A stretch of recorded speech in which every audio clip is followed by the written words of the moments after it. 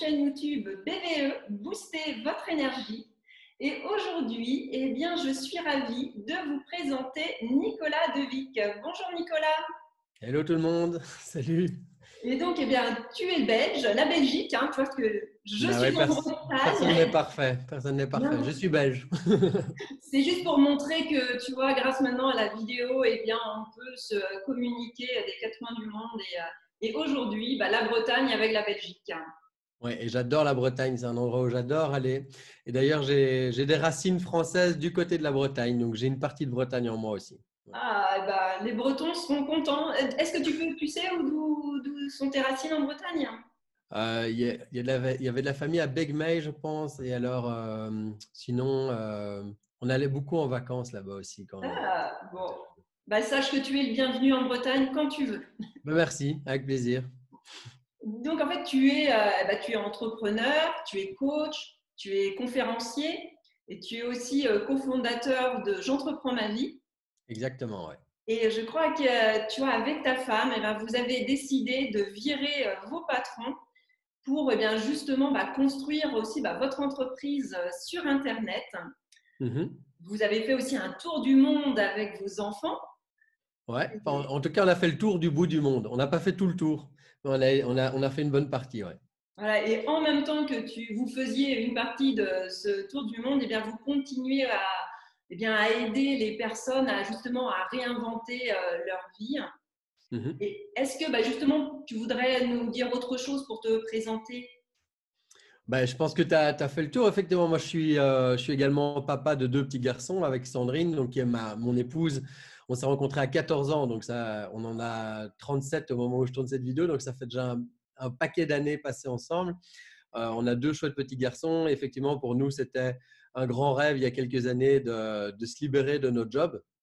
Bon, moi, je travaille comme ingénieur dans des boîtes pharma. C'était une belle expérience, mais je me suis vite senti en perte de sens, hein, comme beaucoup de gens le vivent, mais également coincé par une structure managériale qui n'était pas vraiment à l'écoute de mes envies, de mes besoins. Voilà. Donc, j'ai décidé de prendre les choses en main. Et puis, ma femme travaille comme psychologue dans des hôpitaux. Puis, en même temps, on en a eu ras-le-bol. Donc, on s'est dit, on va créer une boîte, on va travailler pendant 2, 3 ans, créer une communauté pour un jour faire un tour du monde. Et on est parti en voyage. Donc, c'était l'année passée, effectivement, pendant un an avec les petits. Et voilà, nous, on prend beaucoup de plaisir à accompagner les gens à entreprendre leur vie. Donc, ça veut dire quoi, entreprendre sa vie?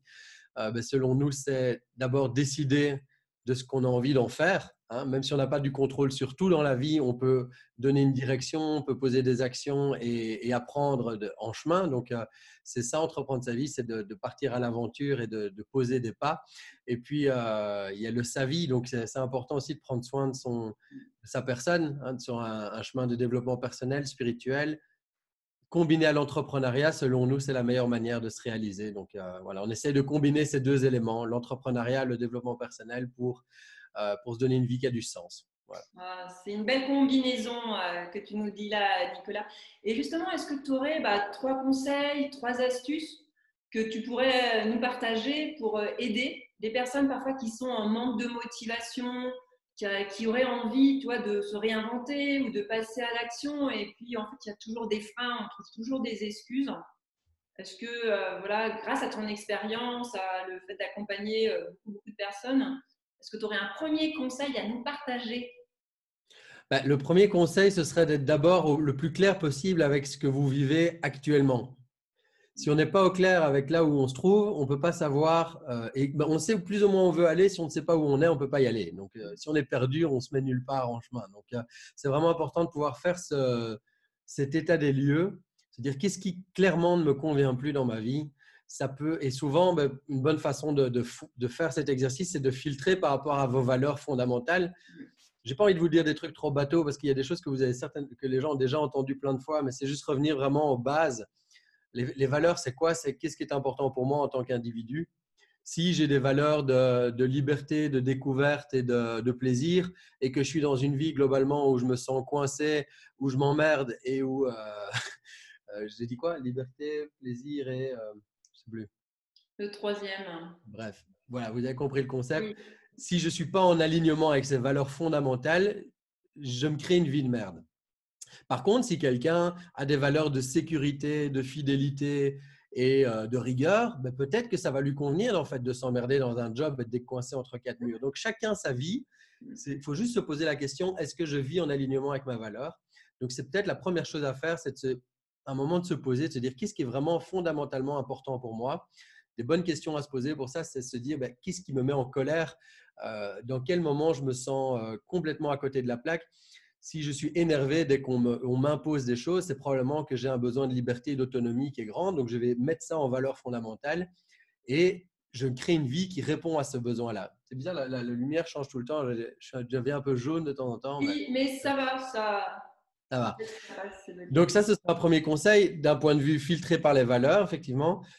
Et un autre volet à ce même conseil-là, qui est de faire une photo, c'est aussi de comprendre que on évolue dans notre vie avec différentes phases et on ne met pas la même importance sur les mêmes aspects de nos vies aux mêmes âges. Donc, c'est rare de pouvoir mettre en même temps le focus sur le développement d'un nouveau projet, plus reprendre soin de son réseau d'amis, plus passer énormément de temps en famille et en même temps être en train de faire des nouvelles études. Voilà, il faut pouvoir de temps en temps se dire je ne peux pas tout faire, je ne suis pas Superman, je ne suis pas Superwoman, je vais mettre du focus là maintenant sur ce qui est important là maintenant. Et donc ça peut être la création d'une entreprise, ça peut être faire un voyage en famille, ça peut être écrire un livre et de voir vraiment comment est-ce qu'on peut revenir au fait de nourrir ce qui est fondamentalement important pour se créer une vie qui est libre et pleine de sens. Donc, en Ça, fait, ce serait une première phase. Ouais. ce qui est vraiment important, c'est comme c'est step by step et on ne peut pas tout faire en même temps. Il faut vraiment aussi le temps de se poser, voir ses valeurs et après dire c'est quoi ma priorité pour l'instant pour aller justement vers la direction qu'on s'est donnée. J'ai bien aimé quand tu as dit des fois, on veut peut-être brûler les étapes et on veut tout faire ou on veut tout changer en même temps et puis en voulant tout changer, on ne fait rien. Voilà, c'est ça. Et le problème, c'est qu'on est souvent très dur avec soi-même, à se dire je ne suis pas assez. Mais la réalité, c'est qu'on a des ressources limitées en temps, en énergie, en argent, et qu'il faut choisir des endroits de focus. Et ça ne veut pas dire que si vous mettez le focus là maintenant sur prendre soin de votre famille, ça ne veut pas dire que dans 6 mois, vous ne pouvez pas faire autre chose. C'est juste être en conscience avec où est-ce que je mets mon énergie et qu'est-ce que je suis en train de changer pour être plus aligné avec mes valeurs.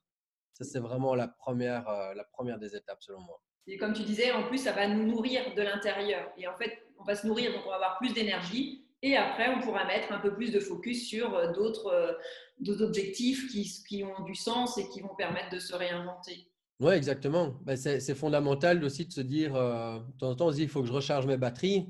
Ben, Ouais. pour certains, ça va être de plus rien faire pendant 2 semaines. Pour d'autres, ça va être de se mettre à écrire, à chanter. Donc, chacun a sa manière de se recharger. En général, ce qui recharge nos batteries, c'est pas de se reposer, c'est de faire des choses qui sont alignées avec ce qui nous fait kiffer, quoi. D'accord. Donc, écoutez bien, c'est un bon conseil, ça aussi. Voilà, pour recharger ses batteries, c'est de faire quelque chose qui vous fait kiffer, qui vous donne du plaisir. Et voilà, ça va aussi vous donner de l'énergie pour après atteindre vos objectifs. Hmm. Alors, ton deuxième conseil, Nicolas? Alors, on n'a pas préparé longtemps, hein, donc je vais vraiment chercher maintenant. Ouais. Qu'est-ce qui deviendra? Qu'est-ce qui est vraiment fondamental à vous dire? Donc, une fois qu'on est au clair, alors prenons les choses on va parler simplement. Si vous voulez vous rendre à un endroit et que vous devez savoir d'où vous partez, la deuxième chose, c'est d'être au clair justement avec où vous allez. Fondamentalement, comme quand vous êtes en voiture, si vous mettez votre GPS, vous devez avoir le point A et vous devez encoder le point B et puis vous allez faire le chemin. Je pense sincèrement que la notion de vision est vraiment tout aussi fondamentale que de la clarté sur où est-ce que j'en suis aujourd'hui. La vision, c'est quoi? C'est souvent on nous dit voilà, il faut se faire un vision board, il faut un tableau de visualisation, quelle est ma vie idéale, etc. C'est vrai. Et en même temps, moi je crois fondamentalement qu'avoir une vision qui est puissante, c'est avoir une vision de soi dans 5 ans, dans 10 ans. En fait, la vraie question qu'on doit se poser, c'est pas spécialement où je vais, c'est qui je veux devenir en chemin. Et donc cette vision-là, elle passe par une espèce de connexion qu'on peut avoir avec, certains vont appeler ça avec son être de lumière, avec ses guides, ça peut aussi être avec mon moi supérieur, ça peut être avec la partie de moi qui est en évolution et qui est comme s'il y a une partie de moi qui était déjà en fait la bonne personne pour réaliser ce grand rêve ou pour réaliser une vie idéale. C'est pouvoir se connecter à cette partie-là de vous-même et de vous dire quelles sont les caractéristiques de qui je dois être pour faire ce que j'ai à faire. Est-ce que je vis dans le bon environnement? Est-ce que je suis entouré des bonnes personnes? Est-ce que je pose les bonnes actions? Est-ce que j'ai mis en place les bonnes habitudes? Est-ce que j'ai les bonnes pensées récurrentes? Parce que parfois, on se raconte tellement de trucs merdiques qu'on finit par y croire très sincèrement et on fait rien. Est-ce que j'ai mis les bonnes stratégies en place? Est-ce que je suis en alignement avec mes valeurs? On en parlait. Est-ce que je mets mon identité au bon endroit aussi? Si on passe, je pense à des gens dans mon entourage qui ont mis leur identité totale sur le fait d'être médecin, par exemple. Hein, c'est quand on fait des métiers à vocation comme la médecine, avocat, parfois il y a des gens qui s'identifient à leur métier. Puis une fois qu'on arrive à la pension, bien que parce qu'il y a une crise, on n'a plus son job, etc., ben c'est comme si on n'existait plus. Donc, de nouveau, se dire cette personne que je veux être et que je dois être et que je suis déjà en partie, qui va réaliser ses grands rêves, quelle est son identité? Est-ce que c'est un leader inspirant? Est-ce que c'est une femme courageuse? Voilà, qui est-ce qu'on a envie d'être en fait?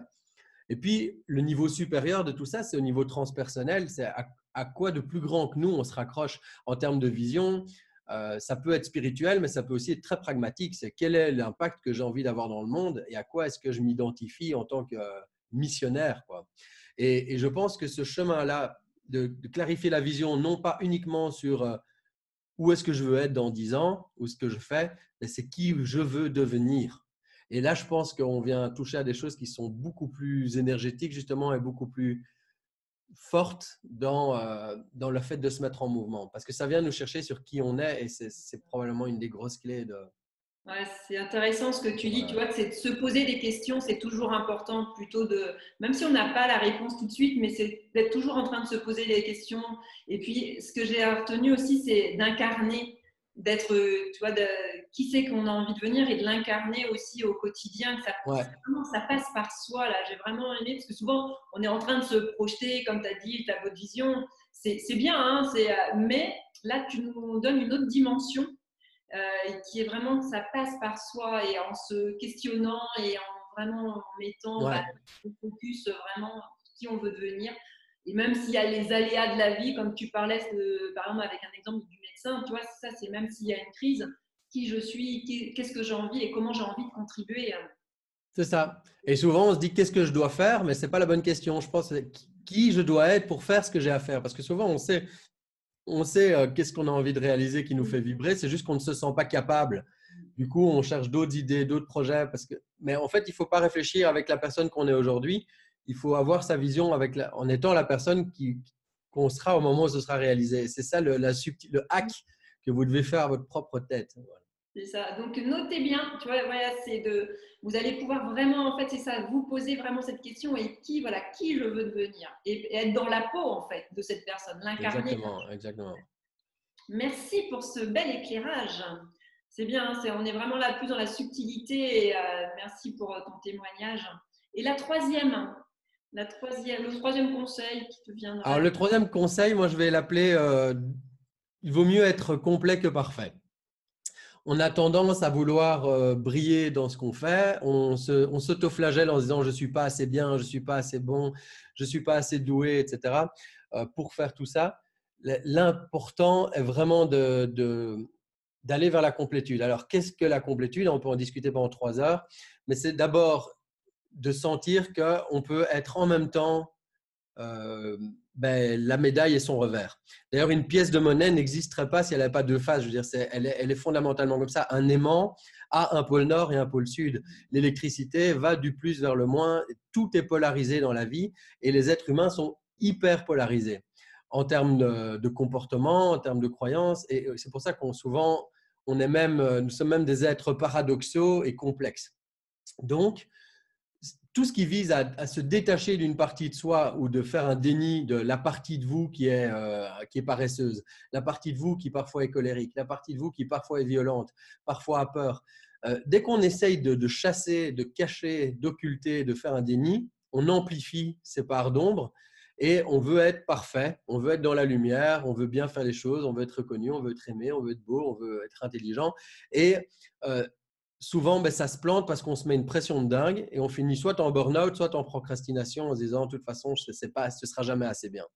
Donc, je pense qu'il y a un bon exercice à faire, c'est de peut-être lister enfin lister, je ne sais même pas si c'est un exercice à faire par écrit, mais en tout cas d'être en conscience avec le fait que, je prends l'exemple de, je sais pas moi en tant que papa, je sais que je peux être en même temps un papa super doux, attentionné et parfois un père qui commence à gueuler comme un con, quoi, parce que j'en peux plus des enfants, parce qu'ils courent dans tous les sens, parce que j'ai besoin de calme. Eh ben, on a ces parts-là. Et alors, tout vise en fait dans le développement de sagesse et dans le développement humain à accueillir ces parts d'ombre et à les transformer. Parce que là où on met de la lumière, ben, l'obscurité disparaît. Hein. Et c'est comme mettre une bougie sur ces parts d'ombre et d'amplifier nos parts de lumière pour pouvoir aussi activer au maximum la lumière des gens qui vous entourent. C'est-à-dire de pouvoir être inspirant pour d'autres personnes qui vont à leur tour plus briller, être aussi en conscience avec leurs parts d'ombre. Et ça, je pense que c'est probablement un des meilleurs chemins pour se réaliser, c'est ce chemin de complétude et de se dire, en fait, c'est OK, je suis comme ça. Il y a des moments où je suis performant, il y a des moments où je suis complètement inefficace et c'est OK. Et arrêter de se mettre une pression de dingue. Et je peux vous dire que pour que moi je dise ça, il y a du chemin qui est fait parce que je suis un vrai perfectionniste. Ça m'a vraiment posé problème pendant des années. Et le voyage qu'on a fait en famille il y a quelques mois a été pour moi une obligation de mettre de côté tout le stéréotype du parfait entrepreneur digital qui voyage en famille, qui gagne de l'argent en automatique sur Internet, parce que ce n'est pas ça qui s'est passé. C'était un vrai voyage initiatique, c'était un voyage plein de surprises, plein de perte de contrôle, de peur aussi. On s'est retrouvé dans des situations complexes en Inde. À un moment, on s'est fait arnaquer, on a perdu de l'argent, puis on a dû retrouver un logement. Voilà. Il s'est passé plein de choses. Et de faire ce travail, de se dire, voilà, on peut être en même temps un super papa et quelqu'un qui a peur. Voilà, c'est vraiment important qu'on puisse se foutre un peu la paix par rapport à ce besoin de perfection. Et je pense qu'avec ces 3 étapes-là, il y a déjà un bon package pour se réinventer en douceur. Ouais, je pense que c'est vraiment bien. Toi, juste pour rebondir sur le dernier, tu vois, vu que je viens de la médecine chinoise, j'ai envie de te dire, bah, toi, il y a le yin et le yang, le blanc et le noir, et l'un ne peut pas exister sans Exact. l'autre.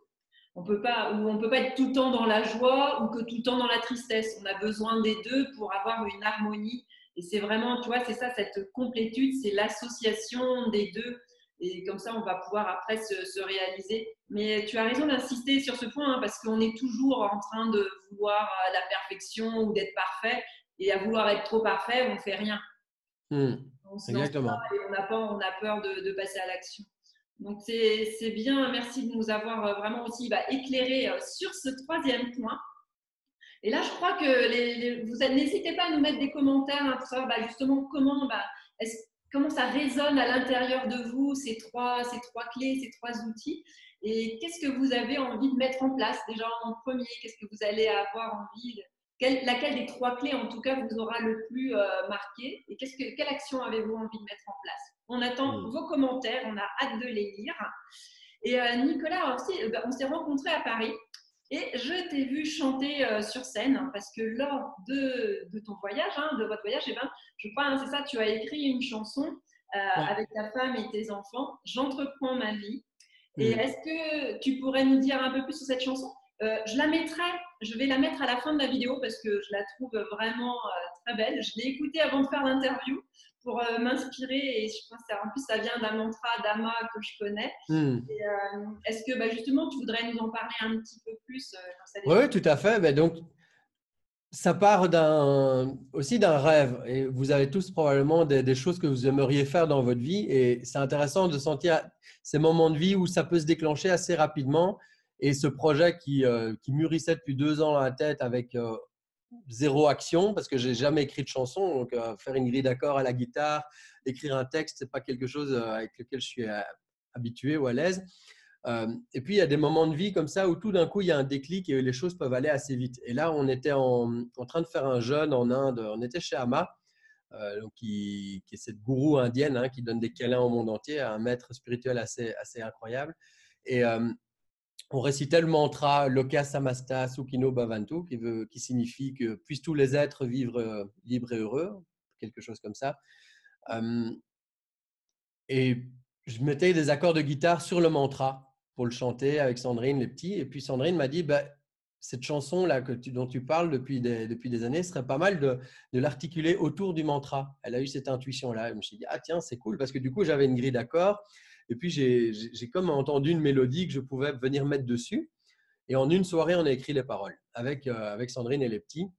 Ça a été super fluide. On s'est même bien marré parce qu'on voilà, on racontait l'histoire de quelqu'un qui en a marre de son job, qui trouve plus de sens à sa vie et qui fait ce chemin de se réinventer, de se libérer, de vivre sa vie à fond, etc. Donc, on a écrit cette chanson et on l'a articulée autour du mantra qui ramène chaque fois le personnage aussi dans la stabilité du mantra et dans cette espèce de un petit peu comme un lac qui peut être agité à la surface avec toutes les pensées qui viennent.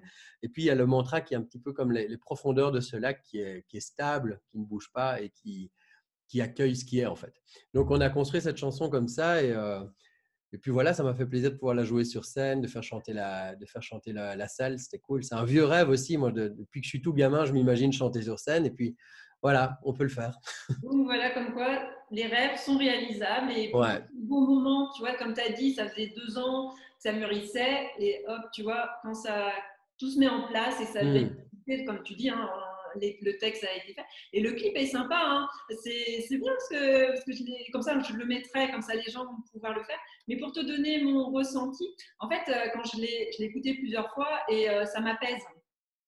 Donc, tu vois, je pense qu'effectivement, c'est ce que tu as dit, hein, ce que j'ai vraiment senti, c'est que bah, dans la vie, tu vois, on entreprend des choses, et même avec les paroles que tu donnes, et puis à chaque fois après, on revient sur le mantra, et ça apaise le corps. Donc, je vous invite à aller l'écouter et à fredonner même ce mantra.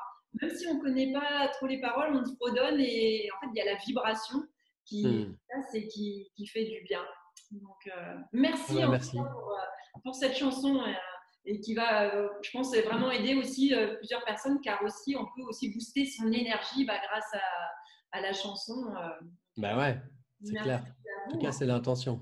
Oui, et tu sais, à toutes les personnes que j'interviewe, je leur pose la question, qu'est-ce qu'ils font eux personnellement pour booster leur énergie? Donc Nicolas, je te pose aussi cette question. Est-ce que toi, tu as une petite astuce? Qu'est-ce que tu fais en tout cas pour recharger tes batteries? Est-ce que tu as quelque chose en particulier? Ah oui, bon, la réponse qui vient, elle est peut-être pas classique, parce que je suis pas bon pour tout ce qui est rituel d'énergie. C'est-à-dire qu'il y a des moments où je vais me mettre à méditer pendant tous les matins, pendant une certaine période, et puis je zappe complètement le truc. Il y a des matins où je bois mon jus de citron, et puis d'autres où je me mange des grosses tartines au chocolat un addict du chocolat et du sucre.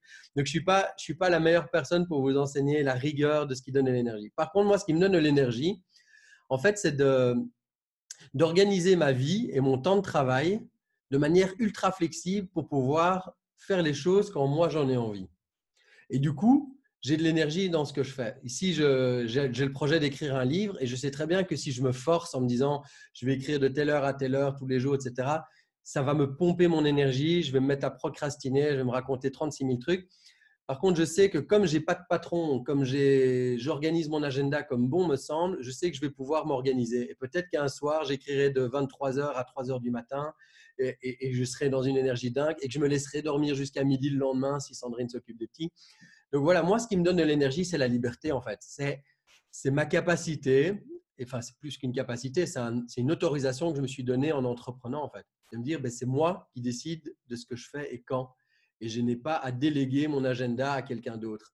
Je ne soumets pas l'organisation de ma vie à une organisation quelconque, qu'elle soit patronale ou team, etc. Donc, on a une équipe qui est très flexible. En fait, on travaille chacun comme on veut, quand on veut et de la manière la plus asynchrone possible, donc en communiquant par message vocal. Et de temps en temps, on se fait des réunions, mais on essaye de garder nos espaces de liberté et ça me donne beaucoup d'énergie.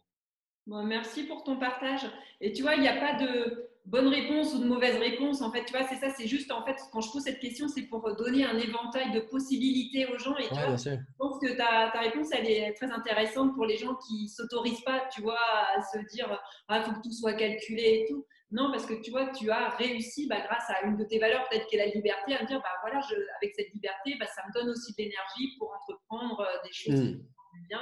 Et c'est ton moteur, ton booster. Ouais, mais ça marche dans les deux sens. C'est-à-dire qu'il faut être à l'écoute des moments où on a de l'énergie pour faire les choses aussi, parce qu'on a tous de l'énergie. On peut générer de l'énergie, évidemment, par l'alimentation, le sport. Moi, je fais beaucoup de sport. Je sais que quand je suis pas bien, je fais du sport, ça va mieux. Donc, tout ça, ça marche. Mais il faut faire aussi attention de respecter les moments où on n'a juste pas envie. faut peut-être pas se forcer, quoi. Donc, moi, c'est ce que je suis en train d'apprendre parce que je me suis beaucoup forcé dans ma vie à être hyper performant, faire.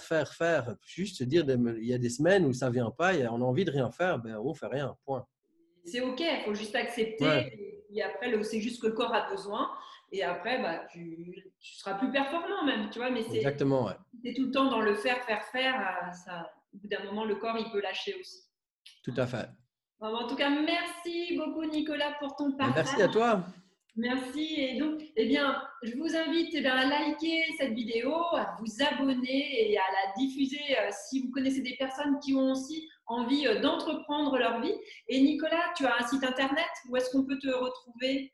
Oui, sur j'entreprends-ma-vie.com, il y a on a préparé une expérience pour ceux qui veulent vivre déjà un parcours de transformation. On a mis un atelier en place que vous faites à votre aise avec un petit carnet de notes. Voilà, ça permet de prendre un nouveau départ. C'est 100% gratuit et ça vous permet de démarrer un chemin.